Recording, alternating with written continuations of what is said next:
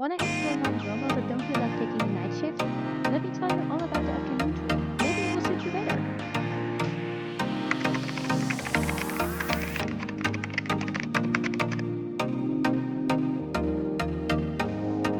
So most people go to Mount Bromo during the nighttime to watch the sunrise. I did the sunrise tour at Mount Bromo in Bali before, so this time I wanted to try out the afternoon tour instead.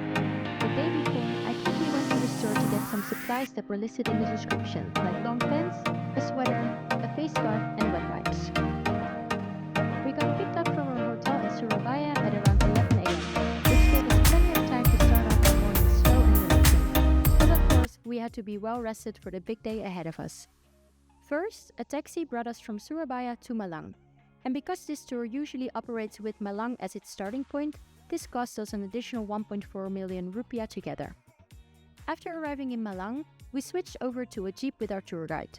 The entire day, our jeep was driven by a skilled driver that knew exactly how to maneuver through the zigzaggy and bumpy mountain roads. They welcomed us with a nice snack box and some water, and we made our way to the Mount Bromo area. Because this area is so big, we spend a lot of time in the car during our tour. But this was no problem at all. As a matter of fact, I love getting to stay seated and look out of the window, admiring the beautiful nature all around me. Something really interesting, by the way, is that we drove past one of the highest villages in all of Java. It's a relatively small village where mostly local farmers live. Our guide told us all about it, which I really liked. I love learning more about all kinds of places. And the landscape was definitely no punishment to look at either. Our first stop was at the Savannah.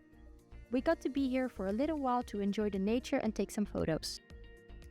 And guys, I know it's not Mount Bromo yet, but I think this was my favorite place we visited during the tour. It was just so quiet and peaceful, and I instantly fell in love with the views. I mean, how couldn't you?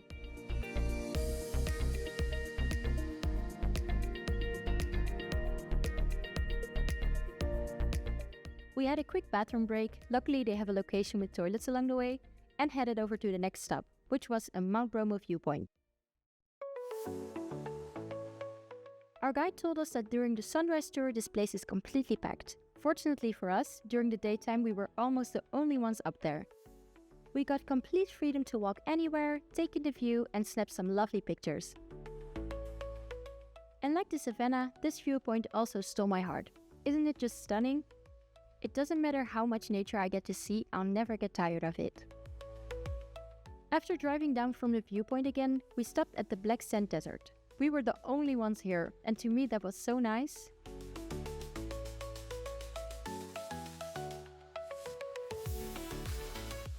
Our guide even showed us the viewpoint we just came from. So cool that we were just all the way up there.